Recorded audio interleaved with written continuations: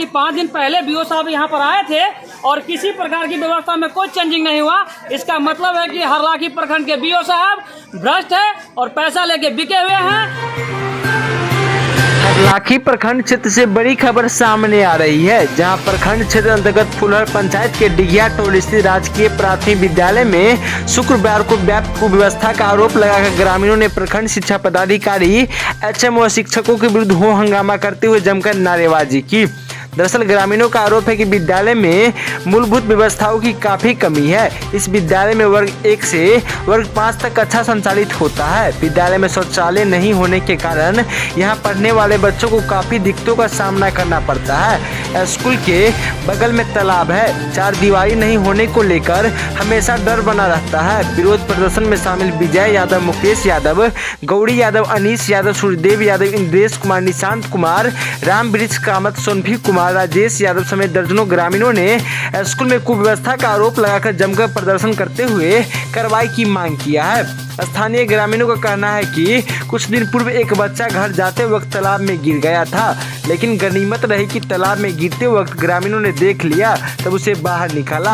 आपको बता दें कि विद्यालय तक पहुंचने का रास्ता भी नहीं है। तालाब के बगल से जो रास्ता बनाई गई थी वह पूरा रास्ता तालाब में ध्वस्त हो गया है। विद्यालय में शिक्षक 100 समय उपस्थित नहीं होते हैं। नियमानुसार बच्चों को MDM भी नहीं दी जाती है। ग्रामीणों का कहना है कि प्रखंड शिक्षा पदाधिकारी कई बार स्कूल का निरीक्षण भी करते हैं, लेकिन निरीक्षण के नाम पर केवल खाना पूर्ति करते हैं। शिकायत करने के बावजूद भी कोई कार्रवाई नहीं करते हैं। स्थानीय ग्रामीणों ने समस्या समाधान नहीं होने पर उग्र आंदोलन की चेतावनी भी दी है। भीषण गर्मी में क्लासरूम में बच्चे बिना पंखे के पढ़ाई करते हैं। स्थानीय ग्रामीणों ने DM से जांच कर कार्रवाई की मांग की है। इस संबंध में राजकीय प्राथमिक विद्यालय डिगिया के प्रधान शिक्षिका उषा देवी ने बताया, विद्यालय में शौचालय बनाने को लेकर अब तक किसी तरह का सरकारी फंड मुहैया नहीं कराई गई है। उन्होंने बताया कि जल्द से जल्द समस्या का समाधान किया जाएगा। इस संबंध में प्रखंड शिक्षा पदाधिकारी सुनील कुमार तिवारी से दूरभाष पर पूछने पर कुछ भी बताने से इनकार कर दिया। मामला ये है कि ये स्कूल है प्राथमिक विद्यालय डिगिया में। यहाँ पर न रोड है आने जाने के लिए, है ना। रोड के किनारे तालाब है। बच्चे अगर उसमें लुढ़क गए तो डूबने की संभावना रहती है। न बाथरूम है ना। बाथरूम है लेकिन वो सुचारू रूप से चलता नहीं है। छोटी छोटी बच्चियाँ लोग आती है ना। उसको 5-10 मिनट के लिए जैसे कहीं जगह व्यवस्था नहीं है ना। खाना से लेकर के हर चीज़ इस विद्यालय का ध्वस्त हो चुका है। कोई भी चीज़ नियमित रूप से नहीं चल रहा है। इसके लिए जिम्मेवार जो भी पदाधिकारी है या टीचर है या जो भी व्यक्ति है उसके खिलाफ कुछ न कुछ कार्रवाई होनी चाहिए, ताकि यहाँ पे इस स्कूल का थोड़ा सा विकास हो सके। बस इतना कहना चाहते हैं। क्या नाम है? विजय कुमार। ये गांव दिघिया है। स्कूल क्या नाम है? स्कूल का नाम है प्राथमिक विद्यालय, है ना, दिघिया हरलाखी। 5 दिन पहले बीओ साहब आए थे, निरीक्षण करके गए हैं और उनको तो जब आए हैं तो उनको तो कमी देखनी चाहिए ना। लेकिन आप लोग भी देखे होंगे कि यहाँ पे कितनी कमी है। सड़क व्यवस्था बिल्कुल खराब है। छोटे छोटे बच्चे आते हैं और 2-4 दिन यानी 10 दिन की पहले की घटना है, उसी के आवेश में आकर हम लोग ये काम कर रहे हैं। जो बच्चे जब इस स्कूल के रास्ते से जा रहा था उसमें पानी में लुढ़क गया था, लेकिन कोई परिजन उस तालाब के किनारे था जो उनको देखा तो उनको बचा लिया गया। इसी आवेश में आके हम लोग आज सोशल मीडिया के माध्यम से अपनी बात रख रहे हैं और प्रखंड पदाधिकारी के द्वारा किसी प्रकार की कोई कार्रवाई नहीं की जा रही है। शायद वो भी इस भ्रष्टाचारी में लिप्त होंगे। आते हैं पैसे कौड़ी लेके अपने चंदा उंदा लेके चले जाते होंगे और यहाँ पर किसी प्रकार की कोई सुविधा नहीं है। अच्छा, 5 क्लास तक यहाँ पढ़ाई हो रहा है, उसमें से क्लास की संख्या 5 होनी चाहिए। मुश्किल से यहाँ पे 2 क्लास है और दोनों क्लास में एकदम बिल्कुल वातावरण, शिक्षा का वातावरण नहीं है। बिजली है ना, पंखा है। एक क्लास में कम से कम 100 बच्चे बैठता है तो बताइए उसमें क्या व्यवस्था होगा। वातावरण शिक्षा का बिल्कुल नहीं है। हम यही कहना चाहते हैं प्रशासन को और बीओ साहब को कहना चाहते हैं कि डिगिया स्कूल पे जल्द से जल्द आप अपने अनुसार कुछ कार्रवाई कीजिए और यहाँ के सारा व्यवस्था को सुदृढ़ किया जाए। क्या नाम हुआ? मेरा नाम मुकेश कुमार हुआ। सर, हम विद्यार्थी अपने बच्चे के लिए सब कागज पत्र दे गए थे, लेकिन अभी तक एडमिशन नहीं हुआ। कितना दिन हो गया? 1 साल हो गया। 1 साल से एडमिशन नहीं? यहाँ 1 साल से एडमिशन नहीं हुआ। क्या कहा जाता है? पूछे थे, कहे कागज पत्र नहीं दिए थे। हम कहे कागज पत्र तो आपको सामने में दिए गए यहाँ पर सब शिक्षक के सामने, और फिर भी कहते हैं नहीं दिए। हम अपने बच्चे को फिर फ़ोन किए, बच्चे भी हमारे उसके साथ बात किए, कहे अगले साल हो जाएगा। हमारा नाम राम वृक्ष यादव हुआ। मेरा इस समाज का बच्चा यहाँ पहुँचता है पढ़ने के लिए, जो भी कम आता है ज़्यादा आता है तो स्कूल तो आता है, आता जाता है, लेकिन यहाँ का टीचर, एक भी टीचर का टाइम टेबल तो अपने टाइम पे नहीं, निर्धारित टाइम से कोई नहीं आता है। कोई 10 बजे आता है, टाइम है 9 बजे की आता है, 10 बजे, 10:30 बजे, और अपना अटेंडेंस निर्धारित टाइम का बना लिया जाता है। जब मन है तब चल जाता है, जब मर्जी होता है तब चला जाता है, जब मर्जी होता है तब आता है। ये कहाँ, कौन सी सिस्टम है यहाँ का टीचर का? जब मन हुआ तब, कब कितने बजे आता है? अरे कोई टाइम नहीं है, 2 बजे चला जाता है। 2 बजे? कोई टाइम नहीं है उसका। अच्छा, आप लोग इसकी शिकायत नहीं करते हैं कहीं? शिकायत तो सिर्फ यहीं पे कर सकते हैं हम कहाँ जाएंगे? हमको जानते हैं, हम पढ़े लिखे नहीं है सर, जानते कि इसका यहाँ से आगे शिकायत कहाँ करना चाहिए। और खाना पीना में तो केला है, और केला दिया जाता है आधा का। एमडीएम बन रहा है, उसकी भी स्थिति काफी खराब है, बताइए क्या करें? शौचालय का देखिए, शौचालय का कहीं सरकारी फंड पहले से नहीं आया था।